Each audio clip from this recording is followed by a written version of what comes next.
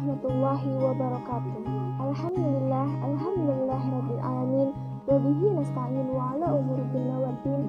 Wassalatu wassalamu ala asyrafil anbiya'i wal mursalin wa ala alihi wa sahbihi ajmain. Amma ba'du. Puji dan syukur atas kehadirat Allah Subhanahu wa taala. Semoga kita tetap berada di dalam lindungannya. Salawat dan salam senantiasa kita sanjungkan kepada baginda Nabi besar Muhammad SAW. Semoga kita mendapatkan syafaat dari beliau di yaumil akhir nanti. Amin. Ini saya akan menceritakan kembali cerita sejarah singkat Abu Bakar As-Siddiq, sahabat Nabi Muhammad SAW. Muhammad SAW mempunyai banyak sahabat semasa hidupnya. Para sahabat ini rela berkorban nyawa bahkan harta untuk membantu Nabi Muhammad SAW mendakwahkan agama Islam. Satu di antaranya sekian banyak sahabat yang dikenal sangat royal dengan Nabi Muhammad adalah Abu Bakar As-Siddiq. Abu Bakar As-Siddiq termasuk di antara orang-orang yang paling awal memeluk agama Islam, atau yang dikenal dengan sebutan as-sabiqunal awwalun. Setelah Nabi Muhammad wafat, Abu Bakar As-Siddiq menjadi khalifah Islam yang pertama pada tahun 632 hingga tahun 634 Masehi. Abu Bakar adalah satu di antara 4 khalifah yang diberi gelar Khulafaur Rasyidin atau khalifah yang diberi petunjuk. Abu Bakar menjadi khalifah selama 2 bulan, 2 tahun, dan 14 hari sebelum meninggal karena sakit. Abu Bakar wafat pada tanggal 23 Agustus 634 di Madinah karena sakit yang dideritanya pada usia 61 tahun.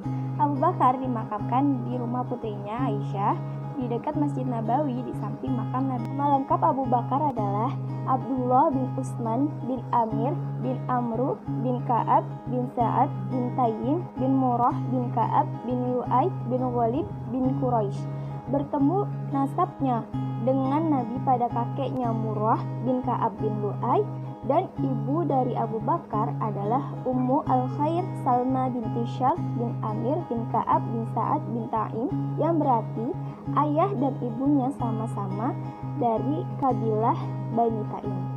Abu Bakar merupakan ayah dari Aisyah yang merupakan istri Nabi Muhammad SAW. Nama sebelum masuk Islam adalah Abdul Ka'bah yang artinya hamba Ka'bah. Setelah masuk Islam, namanya diubah oleh Nabi Muhammad SAW menjadi Abdullah yang artinya hamba Allah. Selain itu, Nabi Muhammad SAW juga memberi gelar As-Siddiq yang artinya yang berkata benar. Setelah beliau membenarkan dan mempercayai peristiwa Isra Mi'raj yang diceritakan oleh Nabi Muhammad SAW kepada para pengikutnya, dan dari situlah ia lebih dikenal dengan nama Abu Bakar As-Siddiq.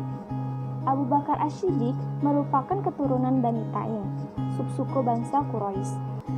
Menurut catatan sejarah Islam, ia adalah seorang pedagang, hakim dengan kedudukan tinggi, seorang yang terpelajar, serta dipercaya sebagai orang yang bisa menafsirkan mimpi. Bisa mengenal Nabi dan memeluk Islam. Saat Muhammad menikah dengan Khadijah binti Khuwailid, ia pindah dan hidup bertetangga bersama Abu Bakar. Sejak saat itu, mereka saling berkenalan. Usia mereka berdua sama dan sama-sama seorang pedagang dan ahli berdagang. Dalam kitab Hayatus Sahabah, bab dakwah Nabi Muhammad kepada perorangan, dituliskan bahwa Abu Bakar memeluk Islam oleh ajakan Nabi, dan setelah itu ia meneruskan dakwah Islamnya kepada Utsman bin Affan, Thalhah bin Ubaidillah, Zubair bin Awam, Sa'ad bin Abi Waqqas, dan beberapa tokoh penting Islam lainnya.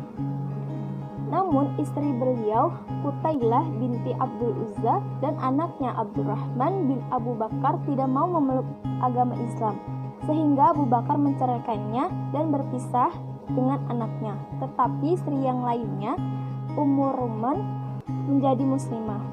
Saat Nabi Muhammad hijrah ke Madinah pada tahun 622 Masehi, Abu Bakar adalah satu-satunya orang yang menemaninya. Setelah beberapa saat hijrah, Nabi Muhammad SAW menikah dengan anak Abu Bakar yaitu Aisyah, sehingga ikatan keluarganya makin erat. Masa wafat Nabi dan diangkatnya Abu Bakar menjadi khalifah pertama. Selama masa sakit Rasulullah saat menjelang wafat, dikatakan bahwa Abu Bakar ditunjuk untuk menjadi imam sholat menggantikannya. Banyak yang menganggap ini sebagai indikasi bahwa Abu Bakar yang akan menggantikan posisinya. Bahkan setelah Nabi Muhammad wafat, Abu Bakar As-Siddiq dianggap sebagai sahabat yang paling tabah menghadapi meninggalnya Nabi Muhammad SAW ini. Setelah kematian Nabi, dilakukanlah musyawarah di kalangan para pemuka kaum Ansor dan Muhajirin di Madinah yang akhirnya menghasilkan penunjukan Abu Bakar sebagai pemimpin baru umat Islam atau Khalifah Islam pada tahun 632 Masehi. Namun, hasil musyawarah tersebut menjadi perdebatan dan menjadi sumber perpecahan pertama dalam Islam. Saat itu umat Islam terpecah menjadi kaum Sunni dan kaum Syiah. Kaum Syiah percaya bahwa seharusnya Ali bin Abi Thalib menantu Nabi Muhammad SAW yang menjadi pemimpin dan dipercayai ini adalah keputusan Rasulullah. Sementara kaum Sunni berargumen bahwa Nabi Muhammad mengedepankan musyawarah untuk penunjukan pemimpin. Sementara Muslim Syiah berpendapat bahwa Nabi dalam hal-hal terkecil seperti sebelum dan sesudah makan, minum, tidur, dan lain-lain tidak pernah meninggal umatnya tanpa hidayah dan bimbingan, apalagi masalah kepemimpinan umat terakhir. Banyak hadis yang menjadi rujukan dari kaum Sunni maupun Syiah tentang siapa khalifah yang sepeninggalan Rasul serta jumlah pemimpin Islam yang 12. Terlepas dari kontroversi dan kebenaran pendapat masing-masing kaum tersebut, Ali sendiri secara formal menyatakan kesetiaannya atau berbaiat kepada Abu Bakar dan kedua khalifah setelahnya, Umar bin Khattab dan Utsman bin Affan. Kaum Sunni menggambarkan pernyataan ini sebagai pernyataan yang antusias dan Ali menjadi pendukung setia Abu Bakar dan Umar. Sementara kaum Syiah menggambarkan bahwa Ali melakukan baiat tersebut secara pro forma. Ingat, ia berbaiat setelah peninggalan Fatimah istrinya yang berbulan-bulan lamanya, dan setelah itu ia menunjukkan protes dengan menutup diri dari kehidupan publik. Pada masa Perang Ridho, masa kepemimpinan Abu Bakar terjadi beberapa masalah yang mengancam persatuan di antara umat Islam saat itu. Beberapa suku Arab yang berasal dari Hijaz dan Najd membangkang kepada khalifah baru dan sistem yang ada. Beberapa di antaranya menolak membayar zakat walaupun tidak menolak agama Islam secara utuh. Beberapa yang lainnya kembali memeluk agama dan tradisi lamanya, yakni penyembahan berhala. Suku-suku tersebut mengklaim bahwa hanya memiliki komitmen dengan Nabi Muhammad dan dengan kematiannya komitmennya tidak berlaku lagi. Berdasarkan hal itu, Abu Bakar menyatakan perang terhadap mereka yang dikenal dengan nama Perang Ridho. Dalam Perang Ridho, perang terbesar adalah memerangi Ibnu Habib al-Hanafi yang dikenal dengan nama Musailamah al-Kadzab yang mengklaim dirinya sebagai nabi baru yang menggantikan Nabi Muhammad. Pasukan Musailamah kemudian dikalahkan pada pertempuran Aqraba oleh Khalid bin Walid, sedangkan Musailamah sendiri terbunuh di tangan Al-Wasi, seorang mantan budak yang dibebaskan oleh Hindun, istri Abu Sufyan, karena telah berhasil membunuh Hamzah dalam perang Uhud. Al-Wasi kemudian bertaubat dan memeluk Islam serta mengakui kesalahannya atas pembunuhan terhadap Hamzah. Al-Wasi pernah berkata, "Dahulu aku pernah membunuh seorang yang sangat dicintai Rasul, yaitu Hamzah, dan kini aku telah membunuh orang yang sangat dibenci Rasul, yaitu Musailamah al-Kadzab."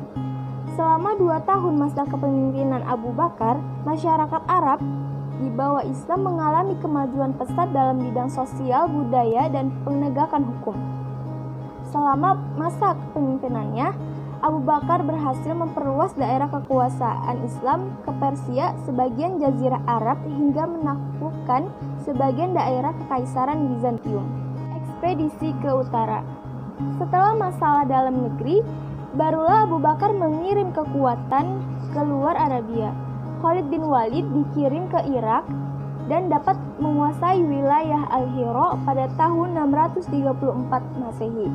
Ke Syria dikirim ekspedisi di bawah pimpinan 4 panglima, yaitu Abu Ubaidah ibnu Jarrah, Amr ibnul As, Yazid bin Abi Sufyan, dan Syurahbil.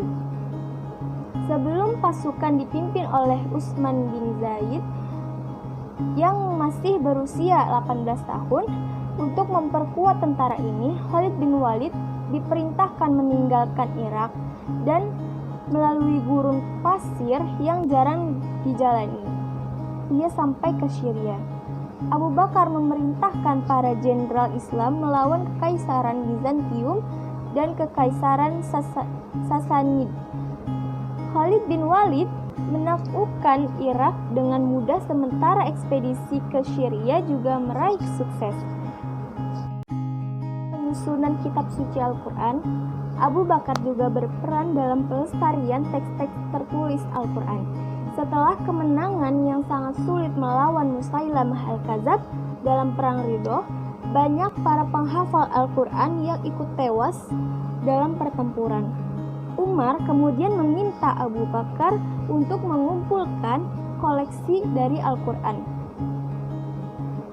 Dibentuklah sebuah tim yang diketuai oleh sahabat Zaid bin Sabit. Mulailah dikumpulkan lembaran-lembaran Al-Quran dari para penghafal Al-Quran dan tulisan-tulisan yang terdapat pada media tulis seperti tulang, kulit, dan lain sebagainya. Setelah lengkap penulisan ini, maka kemudian disimpan oleh Abu Bakar. Setelah Abu Bakar meninggal, maka disimpan oleh Umar bin Khattab dan kemudian disampaikan oleh Hafsah, anak dari Umar, juga istri dari Nabi Muhammad. Kemudian pada masa pemerintahan Utsman bin Affan, teks-teks Al-Quran tersebut menjadi dasar penulisan teks Al-Quran yang dikenal saat ini. Inilah cerita singkat sejarah Abu Bakar As-Siddiq, sahabat Nabi Muhammad SAW. Kurang lebihnya mohon dimaafkan apabila ada kata-kata yang salah dalam pengucapan. Mohon dimaafkan.